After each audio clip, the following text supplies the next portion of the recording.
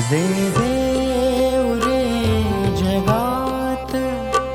त्याला कठोर शिक्षा आहे जगात न्याय सत्वा